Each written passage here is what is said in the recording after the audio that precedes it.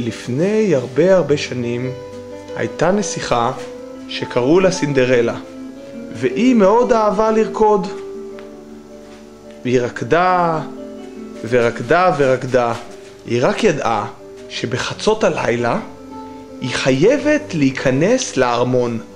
והנה הגיע חצות והשעון צלצל דינג דינג דינג דינג, והיא מיהרה להיכנס מהר לתוך הארמון שלה הביתה. ומה קרה? היא איבדה את הנעל שלה. מיד אחרי זה הגיעה הנסיכה, נסיכת השלג היפה. ונסיכת השלג הגיעה גם היא לחצר הארמון, ופתאום מה היא מצאה? היא מצאה נעל. מה היא אמרה הנסיכה? של מי הנעל הזאת? של מי הנעל הזאת? היא לא ידעה של מי הנעל הזאת, והיא החליטה לחפש אחרי הנסיכה.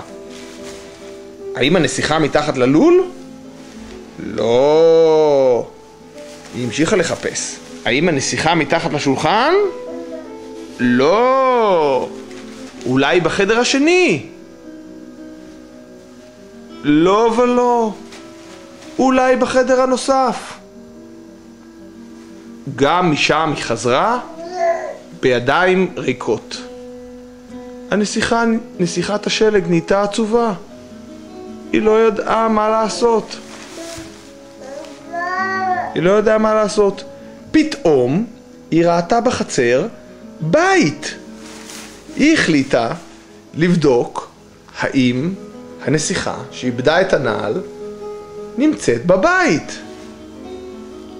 היא הסתכלה בפנים, ומה היא מצאה? את הנסיכה. היא מצאה נסיכה, אבל היא לא ידעה אם זאת באמת הנסיכה שאיבדה את הנעל. אז היא החליטה לקרוא לה החוצה ולבדוק האם הנעל מתאימה. הנסיכה מיד יצאה החוצה והתיישבה על הכיסא, ואז נסיכת השלג בדקה האם הנעל מתאימה.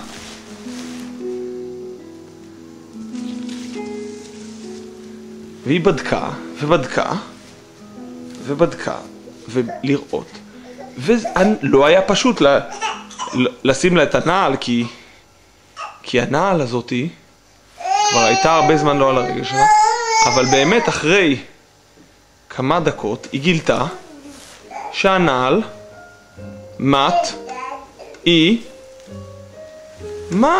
מתאימה. ושתי הנסיכות מיד התחילו לרקוד, והם יצאו בריקוד של שמחה, ורקדו ורקדו ורקדו מאוד. הם אהבו את השיר שהתנגן ברקע, והם נהנו לרקוד אחת עם השנייה עד לאור הבוקר.